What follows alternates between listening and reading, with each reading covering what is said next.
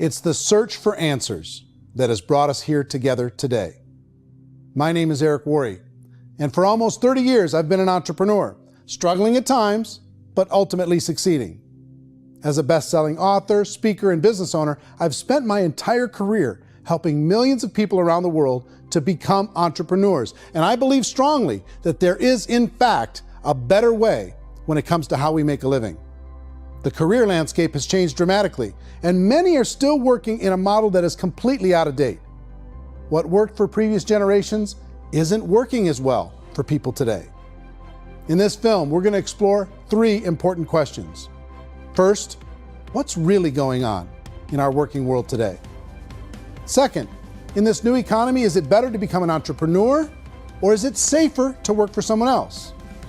And third, if a person decides to become an entrepreneur and start their own business, how can they do it without taking on massive risk? To help in this journey, I've brought together some of the greatest experts and thought leaders in the field of entrepreneurship to share the real facts with you. My intention is to give you new information that will allow you to make choices that are not limited by an old, outdated model. Let's start by understanding what's going on in our working world today.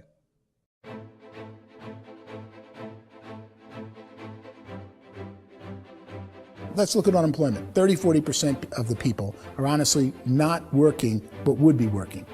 What our government does is if you haven't found a job in 6 months, we don't call you unemployed. We pretend you dropped out of the labor force. I've often said that unemployment, particularly structural unemployment, that's unemployment due to technological changes, is the first sign of economic growth.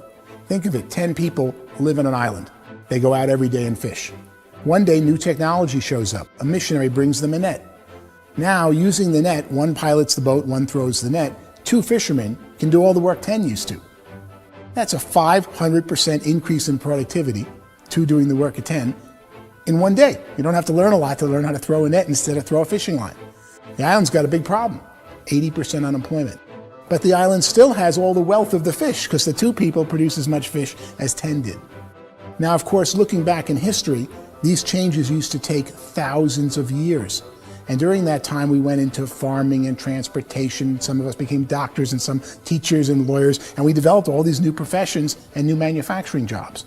Today, these changes are occurring literally in one day when a new technological advance occurs, and we don't have the social structures to deal with it or to retrain the unemployed people. So one of the things that I think is interesting as I travel across the country and really travel around the world is the way that we work and the way we get paid for work is changing pretty dramatically.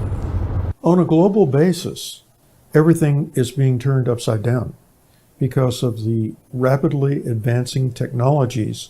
They are eliminating many jobs, and we have been left with many people not prepared for the jobs that exist. A lot of demand in public companies was to squeeze out all the fat and to get just as much margin as we possibly could, and fat equals humans. So this idea of job security in information age is so obsolete, but it's still taught inside our school system, and that's where the problem starts. There's no financial education in school system, and people are still trained to be employees to work for that paycheck. This is a chart on the middle class.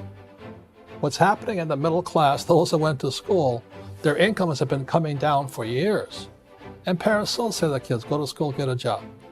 Now what happens to all those middle class people who are dropping off the ends of off the chart? Well, they become what's called working poor. And this is what happens to working poor. But they say poverty is ending. Well, poverty may be ending, but working poverty is going up. And this is food stamp usage. So food stamp usage in America is going through the roof right now, because people cannot earn what they call a living wage. Most people have experienced financial pressures that I think are probably greater than they have been in the past. If you're not working for yourself, then it's going to be a pretty hard road for a lot of people. Today, if you're going to control your future, the 40-40 plan is gone, where you can graduate from college and get a job and work for 40 hours a week for 40 years. That day is gone. So some of these charts actually tell you what's going on. And this is a really interesting one. You know, people are going back to school because if I go back to school, I'll get a nice job. But this is what's happening to, it's called Sallie Mae, which is the student loan guys. Student loan is going through the roof. It's now over $1 trillion, and student loan debt is worse than credit card debt. So when people stopped using credit card, the government got people into student loan debt. And the problem with student loan debt is you can never be forgiven. See, with credit card debt, you can declare bankruptcy and all's forgiven. But student loan debt, you can declare bankruptcy, you still owe it. It's the worst of all debt. But this is the next picture. Look at this chart here. This is what's happening to wages of college graduates. It's going down. So you go to college, you rack up all this debt, but you earn less money. Now, that's not that intelligent. Average person who's been working a lifetime in America today is ending their lifetime at 65 with about $41,000 in assets. They earned just enough to survive. I think in the United States we have something like 17 trillion in debt. That's just the federal government debt. We got another 2 in municipal and in other, let's call it almost 20 trillion government. We've got 40 trillion in private debt. That comes up to close to 60 trillion. When you then add something we never had before, what you were talking about, when we look at the unfunded portion of Social Security and primarily Medicare, Medicaid, that at the most conservative estimates from outside firms, Kleiner Perkins, 67 trillion and growing. That's more than all our other debt. There's less conservative estimates that say it's 84 trillion or higher. I added up conservatively $127 trillion in total debt. Debt is a financial drug. When you take it to excess, it's like taking a drug. Yeah, it makes you feel better, it enhances your performance, but at a huge cost, eventually it kills you. And so that's what happens. We keep doing more and more debt, and you get less and less results, just like a drug, until the debt gets so high that it crushes the whole system. That's where we're at, 8.2 times GDP. You know who I feel sorry for? I feel sorry for the person who dreads going to work, who is sick to their stomach on Monday morning, who hates their alarm clock, who gets a little glimmer of hope on a Wednesday because it's hump day and says, thank God it's Friday. And they live for those 2 days a week where they get to be themselves and they don't have to be around people they don't like, and they don't have to play the political game in the office, and they don't have to live this half life. The person that works 50 weeks a year just to be able to have the 2 weeks for vacation. And you know what happens to most of them nowadays? They don't have a vacation. They have a staycation. They have time off of work, but they don't get to go where they want to go because they're overextended. They've got all this debt. They got all this situation. They hate their alarm clock. They can't sleep until they're done. They have to spend most of their life in traffic. I feel sorry for that group of people because there's a better way. They just don't know it. I see this really interesting attempt at rugged individuality in a 6x8 rectangle. And I feel like you're all the same, except for the little push pins of the pictures. There's different pictures. Yours is named Jenny and his is named Sujara, but it's the same people. And this is how they are, and they're just like the zombies, and there's no joy in there, there's no fun. There's always like the wacky woman who decorates her cubicle, and that's the most she can do there. You got to give her credits, right? The wacky cubicle woman. The basis for their life is worry. I'm worried, maybe I'll get fired. I'm worried maybe my company will go out of business. I'm worried I can't keep spinning the plates on paying the bills. I'm worried about how do I send my kids to college. I'm worried, what if the transmission of my car breaks? That's 2 or 3, I can't fix it. People live in a sea of worry, and it eats at them. Those signs that people held up during the Depression didn't say looking for gainful employment in a cubicle. It said looking for work. Work is what we're looking for. Job is just a unit of measurement. Work is what we're going after. It's time to look in the mirror and say, it's not the economy, it's my economy. It's my little world of where I am. I need to improve. I'm not going to wait for the economy to come back, because frankly, the economy is doing great in this country. So I'm here on Wall Street, the financial center of the universe, the financial capital of the world. This is where most people's money goes to at least be held for a time, right?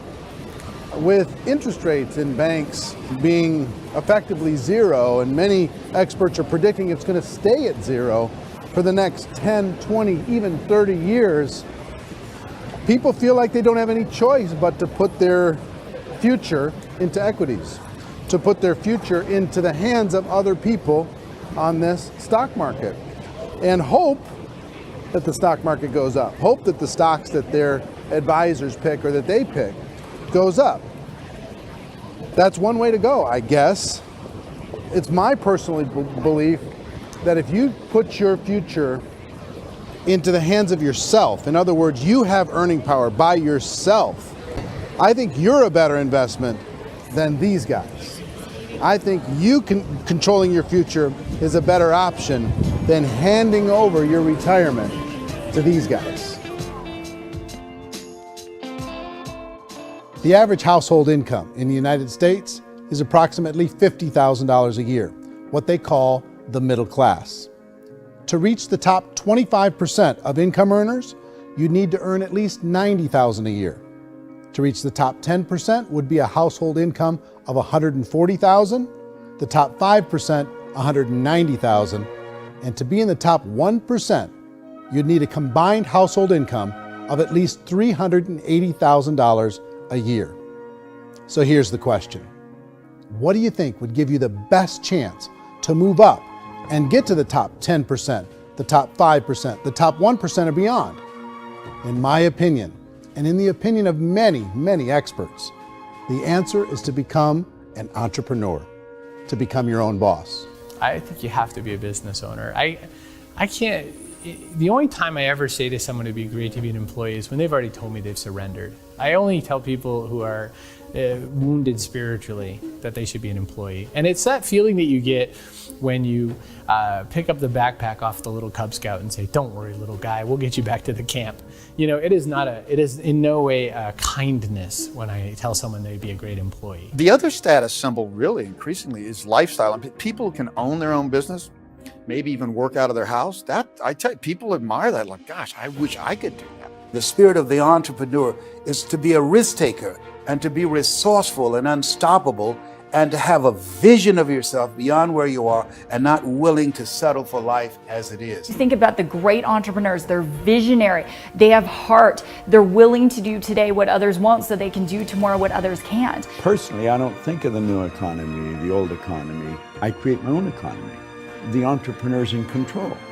I decide what the economy is going to be like. In the world of entrepreneurship, there are no limits. You can make as much as you want, depending on how much you want to work and how smart you are and how great a team you put together. There's no more lifetime rewarding business than being an entrepreneur. Why in America, where anyone could be anything, would people want to give up their freedom and become effectively a modern-day slave, told shut up and be here every morning at 7:30, leave at 5:30, and do what I tell you? If people decide to become an entrepreneur and work for themselves, they have some traditional options, but they're riskier than you might think. Any kind of a retail business, retail build-outs is extremely expensive.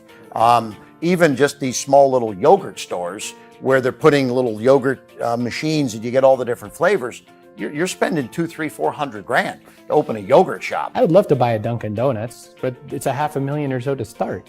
I don't quite have that just in case money. Risking lose it all, and most guys do 2 or 3 times, and even big guys like Branson, because I'm such a fan of his, half his companies don't work. If you make $1 million, your problems are going to go. If you make $1 billion, your problems are really going to go.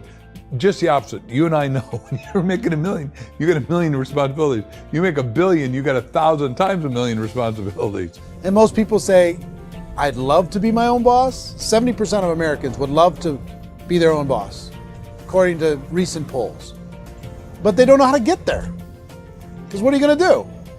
One, you could buy an existing business. If somebody's selling an existing business, you have to ask why.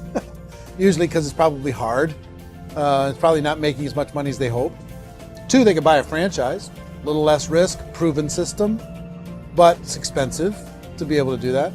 3, they could start something from scratch.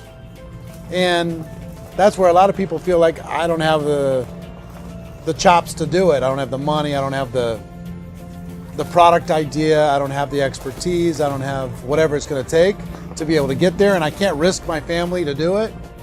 So, 4th, they could become an investor. A lot of people in this town invest to try and figure out a way, but you got to be pretty smart with that game too, right? Venture capitalists, who are the very best and most sophisticated in investing in new breakthrough businesses, make it on 1 out of 11. That means 10 out of 11 are mediocre or fail. Most of them fail. That's the risk there. An angel investor is lucky to get 1 out of 15 or 20. A business is a team sport. Like, I have to have accountants, I have to have engineers, I have to have systems designers, I have to have sales, marketing, I have to have accounting, I have to have mission statements, I have to have legal and all that. The average Joe Schmo, even me, I go out there, I don't have the skills to put a business together. I think the bottom line for the 4 traditional options is they take money, sometimes a lot of it. They take expertise, and they take time. All of that adds up to just too much risk for most people. I bought a business from somebody else and it was a lot of work. And you start wondering, what did I just buy? Because I guess ultimately I own your email list and I just overpaid for it. People that start their own business, they spend a lot of money, they spend a lot of time, a lot of effort to get things started. And the more you invest on the upfront, the harder you typically work at it. I can tell you what the success rate is of a restaurant. What is it? They're crazy enough. About 90% of them fail. About 90%, in how quickly? Year less. Wow. And if we're talking non-franchise, we're talking franchise, Sure. That's totally different. Yeah. But our students aren't getting franchise restaurants. You got to invest the big money. Exactly. And with someone like McDonald's, you've had to work with the company for a long period of time, really know the To even have a inside chance at investing $1 business. million. Have a chance, and it's a slim chance. What if there was a way that you had all the proven aspects, the comfort aspects, and you could still control your own life? What if there was both? In other words, you didn't have to create everything from scratch. You didn't have to be a super leader. All you had to do, what if there was a proven product already? You didn't have to create the product. And there's a proven system already, proven training already. Everything except an employer. That was the only thing that you didn't have. Do you think more people would be open to working for themselves in that environment?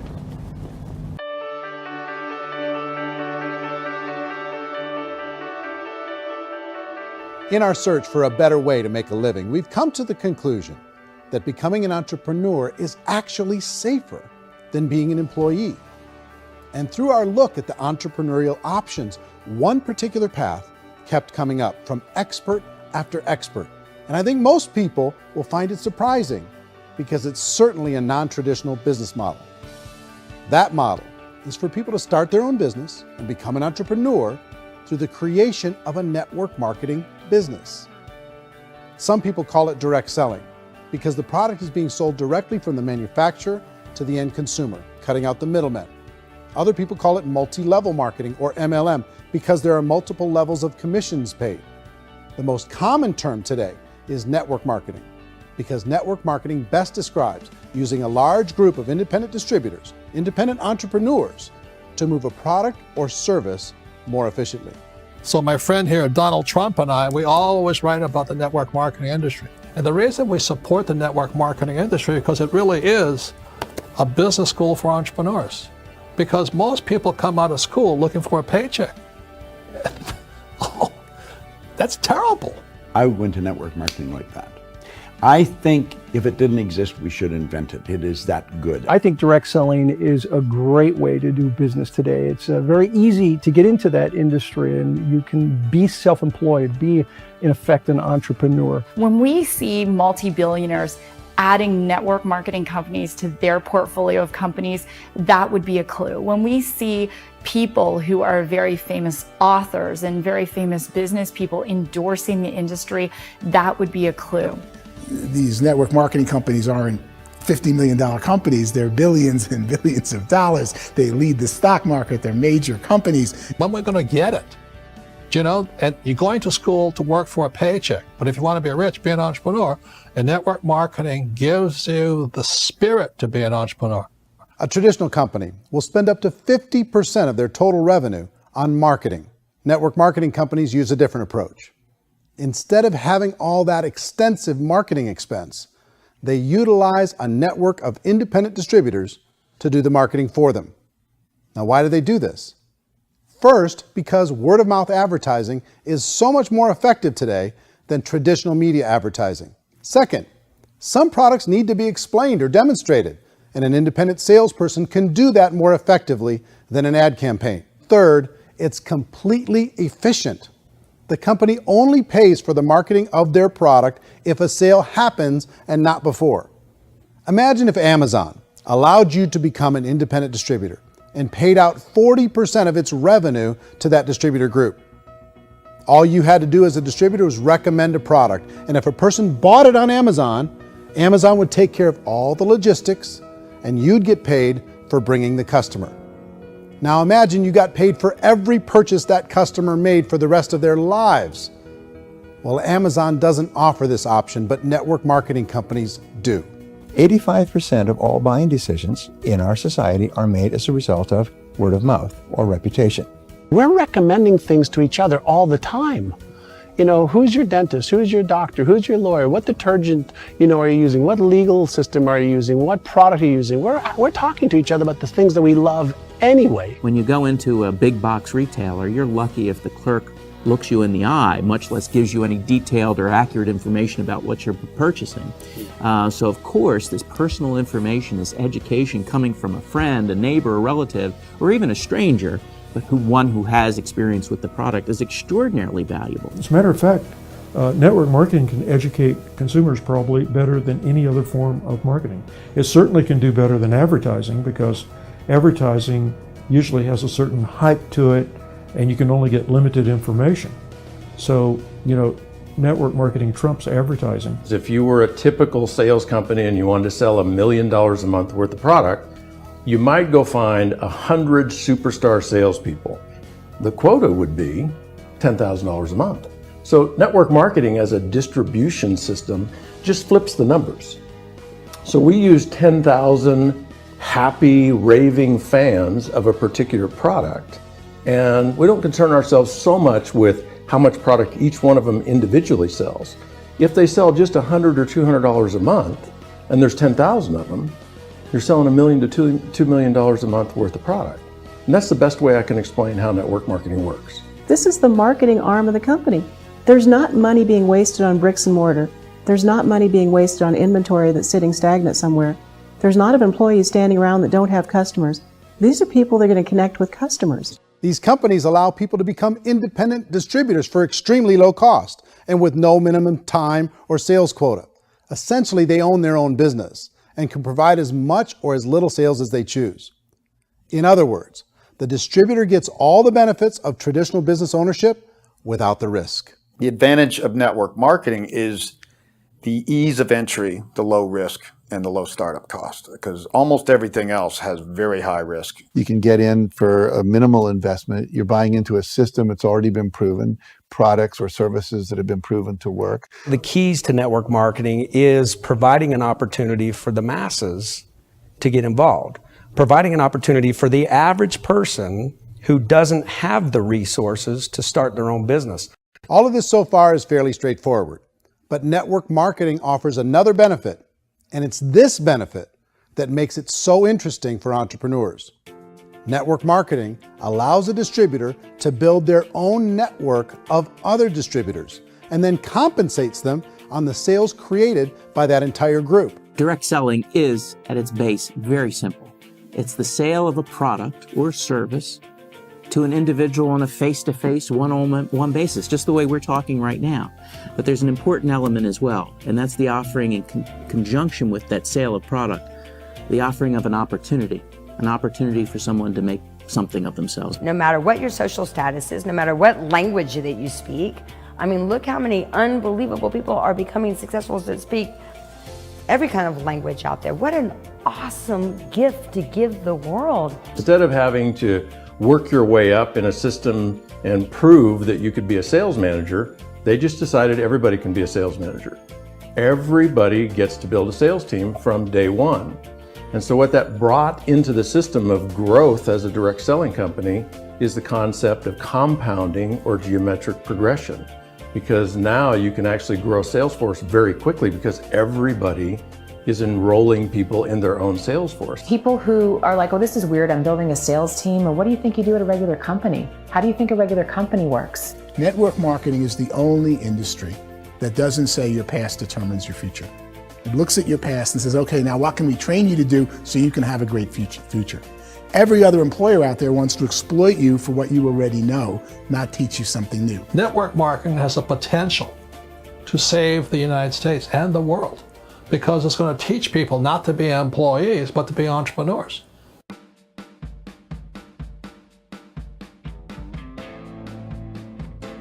According to the Direct Selling Association, if you add up all the network marketing companies around the world, they combine to do over $178 billion a year in retail sales.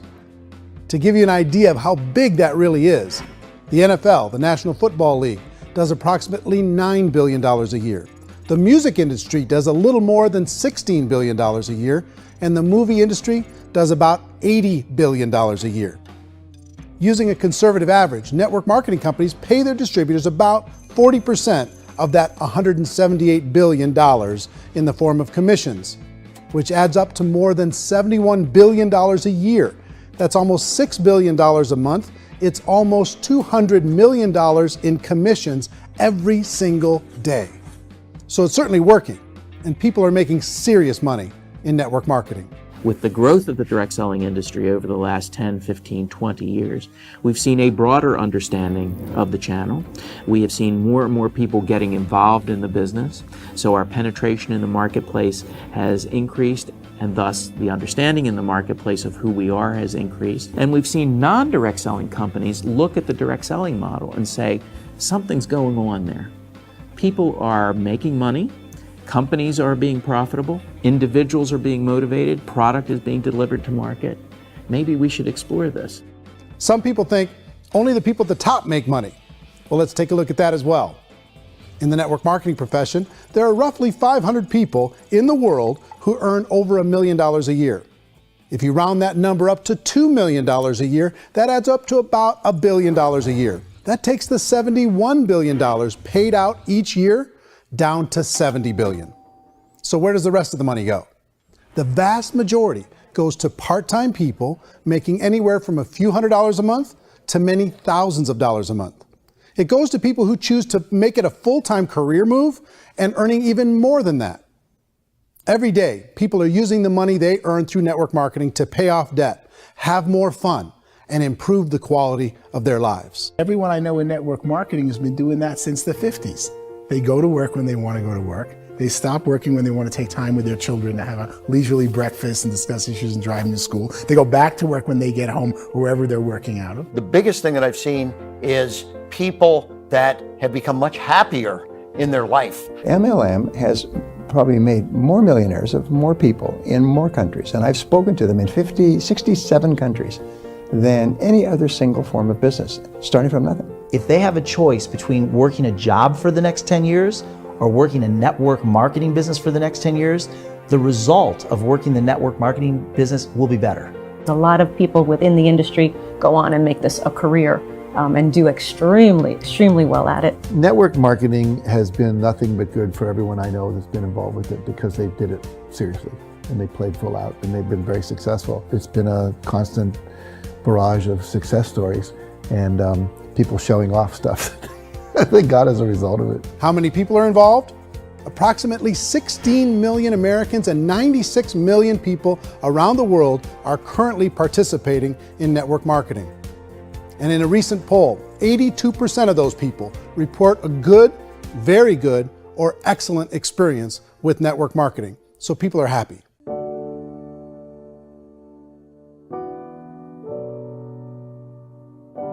So I've taken a look at the network marketing profession and really tried to understand why so many people are confused as to the validity of this as a business.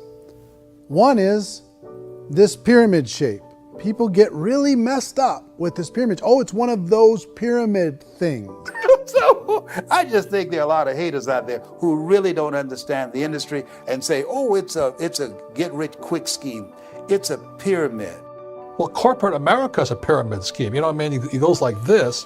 You have thousands of MBAs, let's say working for Ford or General Motors or Coca-Cola. If all these MBAs, they're all trying to get to here, that's a pyramid. Only one guy's going to make it. Every 10 years, one's going to make it. Whereas you look at network marketing, it's like this. So you're here, and your job is to develop other CEOs coming up behind you. So it's an inverse pyramid. In network marketing, it's a very simple concept. If you sell product, you get paid. It is paid based on production. There is no first mover's advantage. There is no investment component where the more somebody spends, the more they're entitled to make. So the two are polar opposites of each other. Doesn't matter what shape the company is or the compensation plan is shaped, whether it's a circle or a pyramid or a triangle or a trapezoid, it doesn't matter. If compensation is coming primarily from recruitment, then you've got a problem. On the other hand, if an operation is basing their compensation to participants on the basis of sales, even when those sales are generated by people you've recruited, well, then you're a perfectly legitimate enterprise. That's the legal test, it's the practical test. Another issue that's been true in the past that is no longer true now is people used to be in network marketing loaded up with products that they couldn't sell, and they ended up a loser. They ended up with a bunch of product in their garage, they ended up a bunch of products sitting in their kitchen shelves or whatever, and they thought they could sell it, and then they weren't willing to or able to sell it, and they ended up with a bunch of stuff, and they were bitter about it. There was this thing called front loading where you had to buy, like, well, if you bought $25,000 worth of product, you got better commissions and all this. Today, it's almost all done by computer. It's direct mail, comes from a warehouse somewhere else. You don't have to have all this inventory. You don't have to stock up. It's a paperless world now. Most of it's done online. You have a back office. It really works. And I mean, the technology has changed everything. Third issue is people start talking about 99% of people in network marketing don't make any money. Well, we've talked about that over the course of this journey together. Almost $200 million a day is being paid out to network marketing distributors around the world. The naysayers, the people who say that it doesn't work, are usually the ones who just don't know how to make it work for themselves. And so they're giving you an opinion, and I tell people, don't confuse people's opinions with expertise, because opinions are free. And don't confuse sincerity with the truth, because people can be sincerely wrong. But here's the reality inside of network marketing. The vast majority of people that get involved in network marketing just become customers, and they get involved to be able to purchase product at a lower price. If you take Costco as an example, if a person goes into Costco and gets a membership to Costco so they can get a lower price on the product, we don't call that person a loser because they have a bunch of product that they walked out with a smile on their face. Yet when some people want to take a look at network marketing, they say, well, those people, they're just using the product and they aren't earning an income, so they must be a loser. They're not a loser, they're a happy customer. That's the vast majority of people that are involved in network marketing. Now, a smaller percentage of those people decide to go build a business. They earn $300 a month, $500 a month, $1,000, $2,000. That's the bulk of earnings in network marketing. And then there's the few that really decide to take it serious, really decide to build a large network, really work to make that network very, very productive. And those people make huge amounts of money, and there's no cap. What I do as an outside economist, just somebody looking at this industry like any other industry I speak and say, look, what's the realities of this? 1% do incredibly well. 10% generate some additional income at pretty low risk and effort. That's not, and 90% of people roughly end up customers. One thing that I think is real when it comes to people's perceptions about network marketing is people put this, and distributors, I think, involved in network marketing have some responsibility for this. They have sometimes unrealistic claims about the product or about the income. Most people who become distributors, they want the money, they want to be successful, but they don't have the skills. They don't know what to do. And when people don't know what to do and they're in a new business, they're scared. And when they're scared, they panic and desperation kind of sets in. So they think everyone they talk to has to get in. So if I talk to you and you say, well, no, I don't have time to do that, they're like, no, I need you. You have to do this or I won't be successful. So I start clawing on you. I start that desperation. So then I start making claims about the product, which are not appropriate, probably not even true. Or I start saying, oh, let me show you how you can make all this money and you don't have to do anything, Eric. And so you just totally misrepresent the opportunity, and you're clingy with people because you think you need everybody to be successful. and you don't. You know, one of the messages that I try to deliver most forcefully to companies as well as salespeople in direct selling is that you don't have to overpromise. The reality is in network marketing, there's a lot of hard work involved. There's a lot of effort. You're going to have to develop yourself. It's a business like anything else. It's going to take some time, but in my opinion, it's better.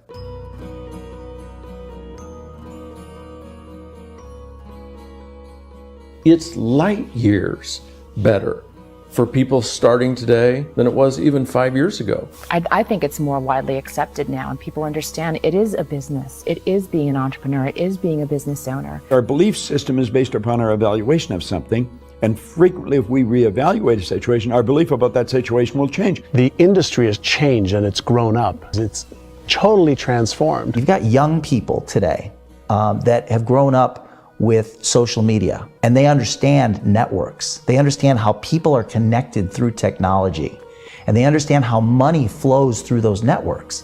So when they see network marketing, they don't see it the way their parents saw it. And we've all learned, the larger industry that you represent, has all learned from those mistakes and flaws and errors that have happened early on. Early algorithms didn't work the right way. That's all fixed. It's like when they design a computer program, they design the program, then they run it, and then they go back through and they debug it. The MLM industry has been debugged. This is the day of being virtual, being able to run a business from your mobile phone. I mean, it's incredible. Companies are getting smarter. They're implementing more consumer protections. They're implementing more compliance training. They're doing more with respect to product research. If you do get involved and you make purchases of inventory, even on a voluntary basis, if you decide that this business is not for you, you can leave and have that inventory repurchased by the company. There's no other business that offers that kind of protection on a voluntary, self-regulatory basis.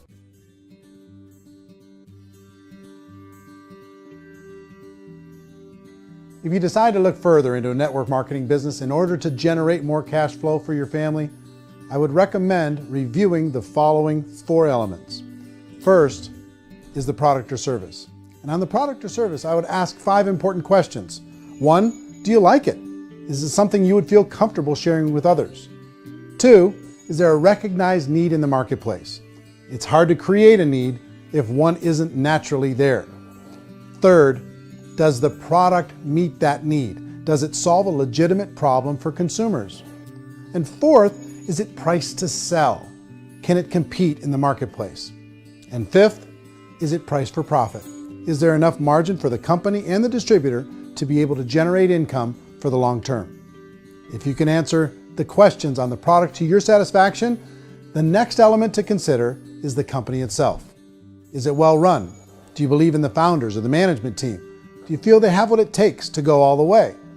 See, it doesn't matter how good the product is if the management can't take care of the company.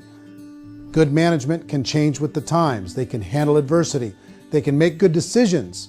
Make sure you choose a company that can serve you for a long time. The 3rd element to consider is the compensation plan. And with that, there are 3 important things to look at. First, a brand new person needs to be able to generate some money fairly quickly.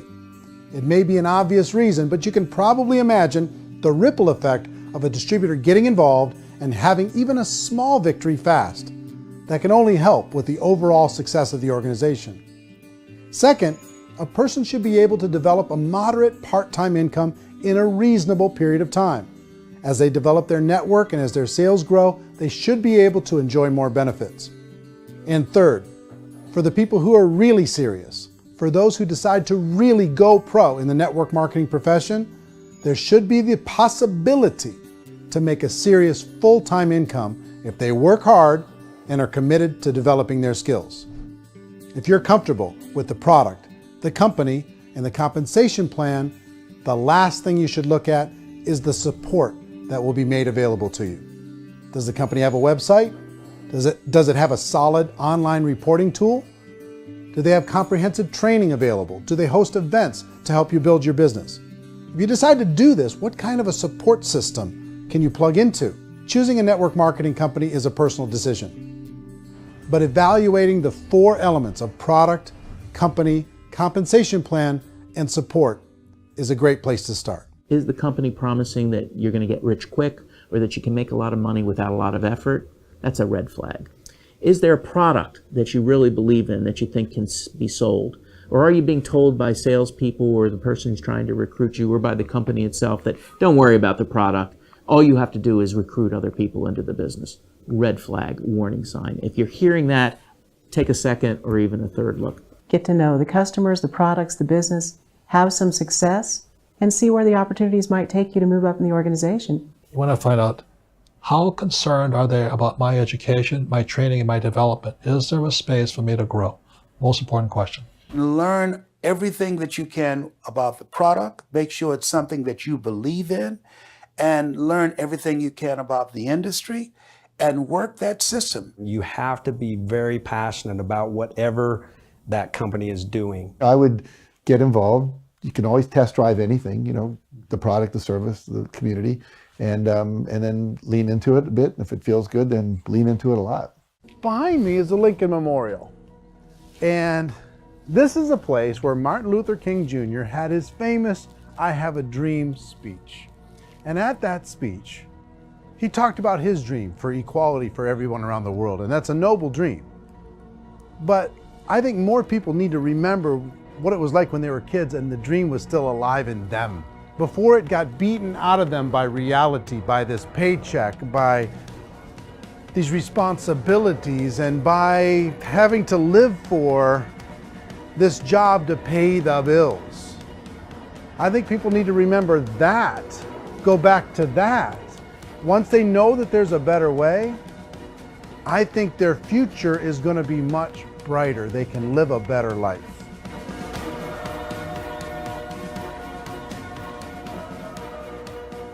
So if you're considering getting involved in a network marketing company, let me offer you just a few pieces of advice.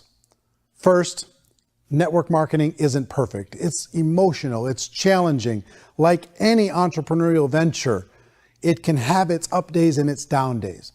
But if you have an entrepreneurial bone in your body, it's just better. Second, if you're gonna do it, decide to be professional.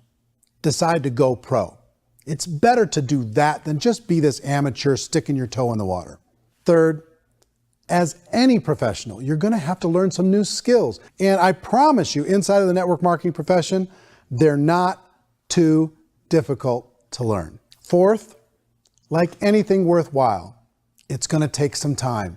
Don't expect that you're gonna get to the finish line right out of the gate. And fifth, it's worth it.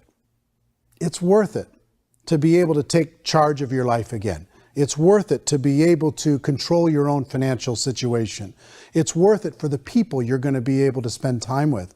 It's worth it for the things you're going to be able to see and the experiences you're going to be able to experience. It's worth it for the causes you're going to be able to contribute to, the lives you're going to be able to touch, the customers you're going to be able to help, the friendships you're going to be able to develop. I promise you, it's worth it. Remember, most people are searching for answers just like you are. But I do have to tell you the catch to network marketing. If there is a catch, if you want to understand this from an emotional point of view, people say, well, it sounds too good to be true. It's not, it's hard work. But here's the catch. Most people still don't understand it. So you're going to have to endure the loss of social esteem from ignorant people. The uneducated will think less of you. Now, if you can handle that, you're on your way. If that's going to destroy you, you know what? Entrepreneurship in general probably isn't in your future. If you can face that catch, you can become unstoppable. I want everyone to really contemplate this if they're not in network marketing.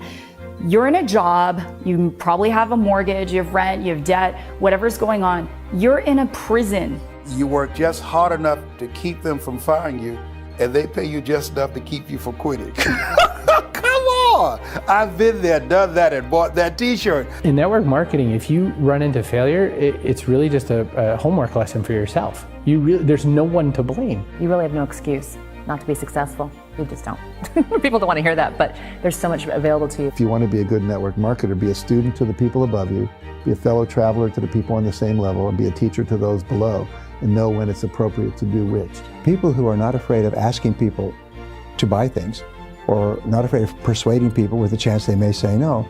These people own the future. Nothing happens until something moves. So you got to go move, you got to go do something, or nothing's going to change in your life. In the beginning, you're going to do a lot of things that you don't get paid for. But as you go down the road, you get paid for a lot of things that you don't do. And your job is rehabilitate the spirit, the entrepreneur spirit in all of us. You give it back. Either give it a strong yes or a strong no, but no wishy-washy, dilly-dally stuff in the middle.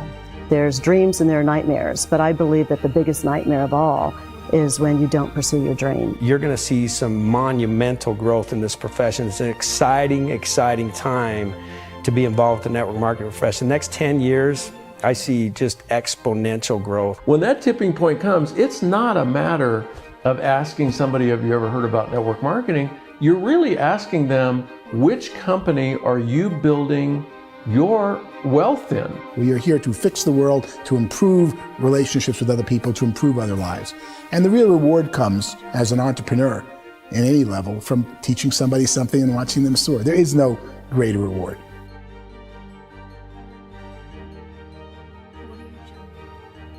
Life's too short to spend it living someone else's dream instead of your own. It's too short to spend it living at a fraction of your potential. Can being an entrepreneur be a challenge at times? Sure. But here's what you get in exchange. It can be yours. Something that you built, something that you created, something that you made happen. This balloon represents your dream. It represents entrepreneurship. My wish for all of you is that you would reach out and grab it. The choice is up to you.